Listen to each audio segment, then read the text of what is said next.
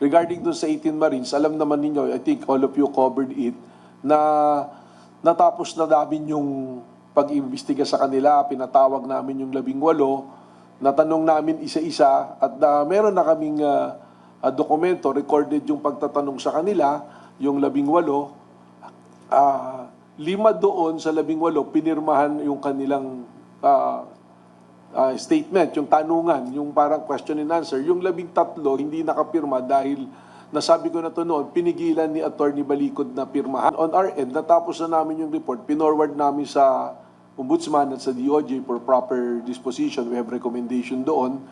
Pero muli naming binuksan yung pag-iimbestiga rito kasi merong isang individual na nagbigay ng statement noong April 28 sa May 6 na meron siyang aligasyon na yung isa doon sa 18 Marines, may relasyon sila. May have relationship sila at napag-usapan nila, alam niya yung nangyayari dito sa 18 Marines na to, at may allegation na may binayad.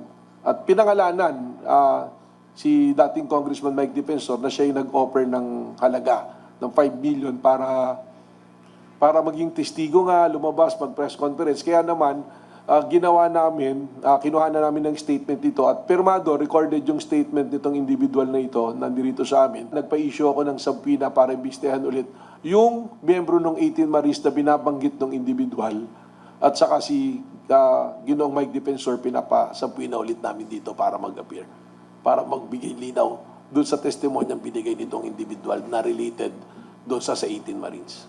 May monitoring din kami ng claim ng bilihan ng witness na record. Meron ito may isang social media post na kasama to sa mga Marines, tapos may kasama-usap ng political operator. Running na kami, sir.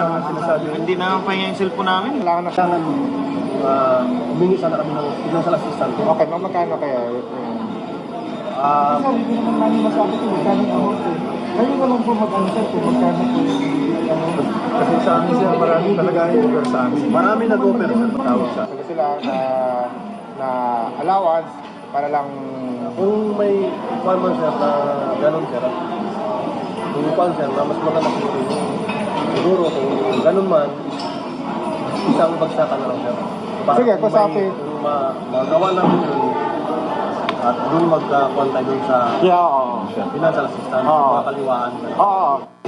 So, yan yung monitoring namin. Other than that, meron ding mga pumapasok sa aming information pero we have to validate pa na talagang merong nangyari na exchange ng money para mag-testify